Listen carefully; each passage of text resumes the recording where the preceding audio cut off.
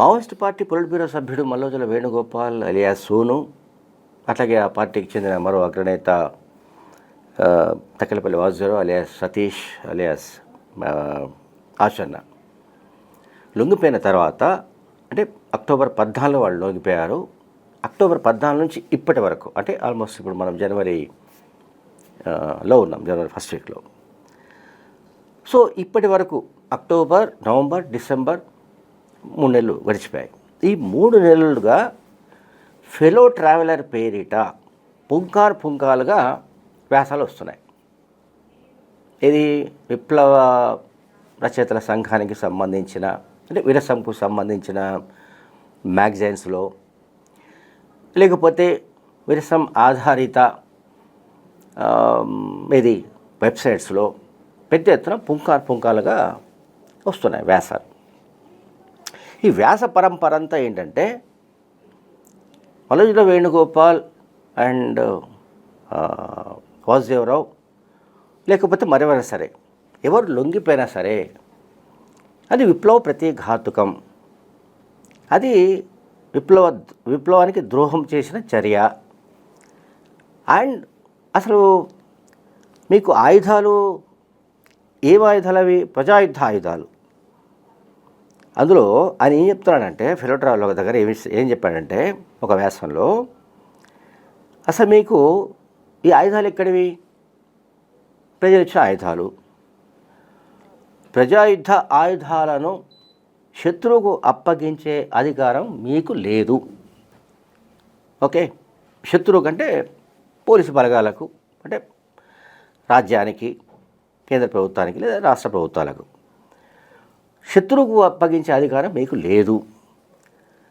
ఆ ఆయుధాలను ప్రజలు తమ చెమట నెత్తూరుతో తయారు చేసుకున్నారో, లేక శత్రువుపై దాడి చేసి స్వాధీనం చేసుకున్నారో, కనుక ఆయుధాలను శత్రువుకు అప్పగించే అధికారం అనేది పక్కన పెడితే హక్కు కూడా మీకు లేదు.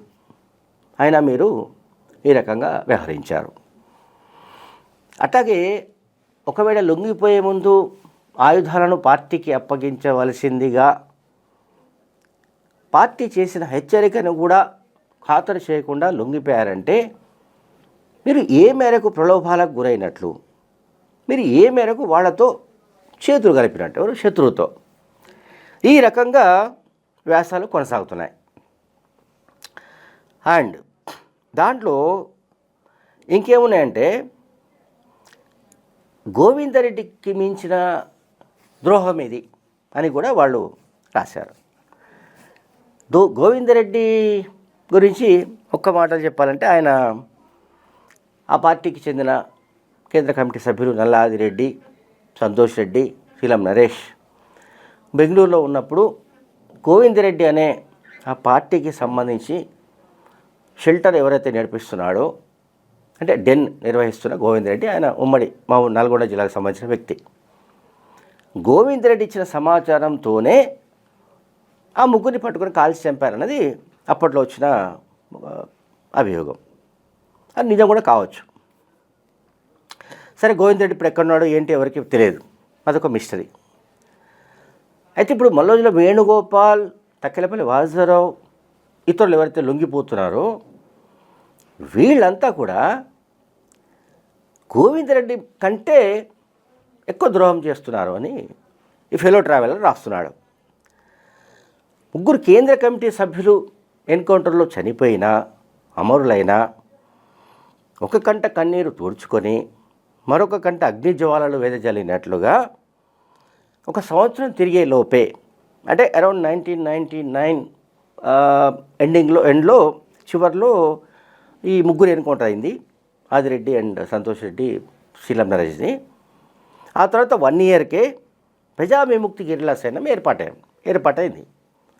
అదే పీపుల్స్ లిబరేషన్ గెరిల్లా ఆర్మీ అంటున్నాం కదా, PLG జరిగింది. తర్వాత ప్రజాసైన్యం లేకుండా ప్రజలకు దక్కేదేమీ లేదు. ఇది ఫెలో ట్రావెలర్ రాస్తున్నాడు. ఇది కూడా పార్టీ, ఐక్య సంఘటన, ప్రజాసైన్యం, ఈ మూడు కూడా, పార్టీ, ఐక్య సంఘటన అండ్ ప్రజాసైన్యం, ఈ మూడు విప్లవ పార్టీకి సంబంధించిన 3 మంత్రదండాలు అని కూడా మెన్షన్ చేశాడు. అట్లాగే ఆయన ఇంకేం చెప్తున్నాడు, వలోజుల వేణుగోపాల్ ఈ రాజ్య స్వభావాన్ని అర్ధభూస్వామ్య అర్ధవలస దళారీ నిరంకుశ రాజ్యంగానే గతంలో నిర్వచిస్తూ వచ్చాడు. కానీ 2014లో మోడీ ప్రభుత్వం ఏర్పడిన నాటి నుంచి ఆయన ఈ రాజ్య స్వభావాన్ని సరిగా నిర్వచించలేదు అనేది ఒక సంథింగ్ ఏదో కామెంట్ రాశాడు. అండ్ ఇంకోటి,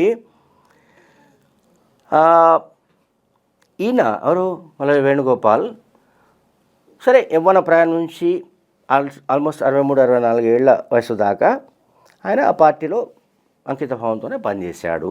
కానీ చివరిలో అంటే ఆయన 63-64 ఏళ్ల వయసు వచ్చే సమయానికి మేమంతా ఒక మహావృక్షంగా మారాడని అనుకున్నాం. కానీ ఆ మహావృక్షం పూర్తిగా చెదలు పట్టిన విషయాన్ని గుర్తించడంలో ఆలస్యమైందని కూడా అందులో మెన్షన్ చేశాడు. వేణుగోపాల్ ఒక ఉల్కాపాతంలాగా పాతాళానికి జారిపోయాడు అని కూడా రాశారు. బాగానే ఉంది. తర్వాత ఆయన ఇంకేం చెప్తున్నాడు, అసలు ఈ మహావృక్షం ఒకటి అంటే మహావృక్షం అంతా చెదలు పట్టిందని చెప్పాడు. ఆ చెదలు అడవి అంతా కూడా దాన్ని అంటించి మొత్తం అడవుల చెట్లకు చెదలు పట్టే విధమైన పనులు చేస్తున్నాడు అని కూడా ఆయన పైన అటాక్ చేశాడు. ఈ అటాక్స్ అనేవి అంటే ఇక్కడ పాయింట్ 2-3 పాయింట్స్ చెప్పాలి. ఒకటి, మావోయిస్ట్ పార్టీ సెక్రటరీ బసవరాజ్ మే 21న ఎన్కౌంటర్లో చనిపోయాడు. ఆ తర్వాత అక్టోబర్లో వీళ్ళు లొంగిపోయారు. ఆ తర్వాత వరుసగా అంటే మొన్న మన పీపుల్స్ లిబరేషన్ గెరిల్లా ఆర్మీకి సంబంధించిన బెటాలియన్ 1 కమాండర్ బార్షదేవా, ఆయనతో పాటు కంకణాల రాజిరెడ్డి వంటి వాళ్ళు లొంగిపోవడం, అంతకుముందు మహారాష్ట్ర, మధ్యప్రదేశ్, ఛత్తీస్గఢ్ కమిటీ ఎంఎంసీ అంటాం కమిటీకి చెందిన అనంత్ లేకపోతే రామ్ధేర్ లాంటి కేంద్ర కమిటీ సభ్యులు లొంగిపోవడం, ఇవన్నీ కూడా చూస్తున్నాం. హిడ్మా ఎన్కౌంటర్ ఈ మధ్యనే జరిగింది నవంబర్లో. అయితే ఈ పరిణామాలన్నీ కూడా మనం గమనిస్తే వలోజుల వేణుగోపాల్ కానీ తక్కెళ్ళపల్లి వాసుదేవరావు కానీ ఏదైతే ఆర్గ్యుమెంట్ పెట్టారో సాయుధ పోరాటం ఇప్పుడున్న పరిస్థితిలో మనం చేయడం సాధ్యం కాదు, అందువల్ల సాయుధ పోరాటాన్ని విరమించడమే సరైన మార్గం అని వాళ్ళు ఒక ఆర్గ్యుమెంట్ పెట్టారు. సాయుధ పోరాట విరమణ, నువ్వు సాయుధ పోరాటాన్ని ఎట్లా విరమిస్తారు, అది సాయుధ పోరాటాన్ని కొనసాగించవలసిందే అని ఫెలో ట్రావెలర్ పేరిట పెద్ద ఎత్తున పుంకాలుగా వ్యాసాలు రచించి వదిలిపెడుతున్నారు. ఒక సందర్భంలో మీ మధ్య కొంతమంది అంటే లొంగిపోయిన మావోయిస్ట్ పార్టీ సంబంధించిన నాయకులు ఒక మాట అన్నట్టుగా నాకు తెలిసింది. వాళ్ళు ఏమన్నారంటే, మాకు ఫేక్ ట్రావెలర్ కాదు, ఫెలో ట్రావెలర్ కావాలి. అంటే ఫెలో ట్రావెలర్ అంటే ఇంగ్లీష్లో మనకు తెలుగులో అర్థం ఏంటి, సహప్రయాణికుడు, తోటి ప్రయాణికుడు అంటాం. అంటే ఒకవైపు ఉద్యమం నడుస్తున్నప్పుడు ఆ ఉద్యమంలో భాగస్వాములుగా ఉన్నా లేకపోయినా ఆ ఉద్యమంతో పాటే ఎవరైతే ట్రావెల్ అవుతుంటారో అంటే ఎవరైతే జర్నీ కొనసాగుతూ ఉంటుందో సహజంగా అటువంటి అంటే సమకాలీనమైన ఒక దశ, సో అటువంటి వాళ్ళను సహప్రయాణికుడు అంటారు. ఇప్పుడు ఫెలో ట్రావెలర్ పేరిట రాస్తున్న వ్యక్తి ఎవరు అన్నది ఎవరికి మింగుడుపడడం లేదు. మాకు ఫేక్ ట్రావెలర్ కాదు, ఫెలో ట్రావెలర్ కావాలని వీళ్ళు అంటున్నారు. ఎవరు లొంగిపోయిన వాళ్ళు, సాయుధ పోరాటాన్ని విరమించామని చెప్తున్నవాళ్ళు.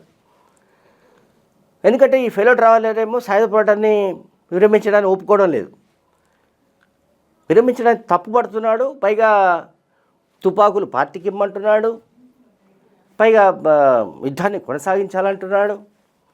ఆయన ఎక్కడి నుంచి రాస్తున్నాడో, ఎక్కడి నుంచి ఆయన సందేశం ఇస్తున్నాడో, ఆయన ఏం సందేశం ఇవ్వాలనుకుంటున్నాడో, పార్టీలో ఇప్పుడున్న పరిస్థితి ఏమిటో మనకు తెలియదు. మొత్తం మీద ఈ ఫెలో ట్రావెలర్ ఎవరు అన్నది ఇప్పుడు ఒక పెద్ద చర్చ. Thank you very much.